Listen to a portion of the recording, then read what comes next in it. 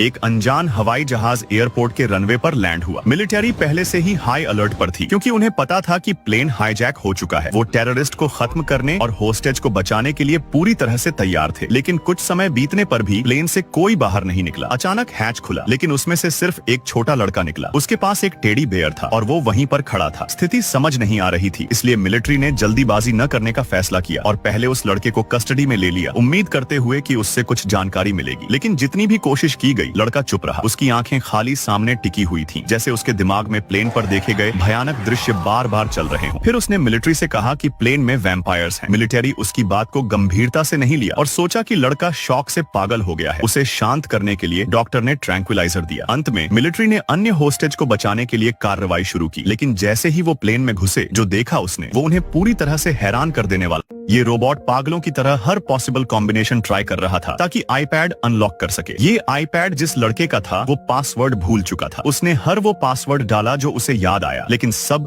Fail हो गए। हार मानने से इनकार करते हुए लड़के ने अपने फोन की नोट्स चेक की और एक पॉसिबल कोड मिला 3854। उसने जल्दी से आईपैड में एंटर किया, लेकिन फिर भी गलत निकला। वो इस आईपैड को अनलॉक करने के लिए उतावला हो रहा था। उसे समझ आ गया कि अब उसे कुछ बड़ा करना पड़ेगा। उसने एक सीक्रेट दरवाजा खोला, जिसके पीछे एक बड़ा सीक्रेट रोबोट छिपा था, जो खास तौर पर डिवाइसेस अनलॉक करने के लिए डिजाइन किया गया था। उसने एक स्विच ऑन किया और एक चाबी डाली, जिससे मशीन एक्टिवेट हो गई। एक बड़ा रोबोटिक आर्म नीचे आई और आईपैड के पावर बटन को प्रेस कर दिया। रोबोट बिजली की स्पीड से काम करने लगा। हर सेकंड 200 अलग अलग तरह के पासवर्ड ट्राई कर रहा था। लड़का वहीं बैठा इंतजार करता रहा और फिर बोर होकर सो गया। रोबोट बिना रुके काम करता रहा पूरे 3 साल 6 महीने तक। जब आदमी आखिरकार उठा तो वो शॉक्ड रह गया। आईपैड अनलॉक हो चुका था और पासवर्ड 1234, जो शुरू से ही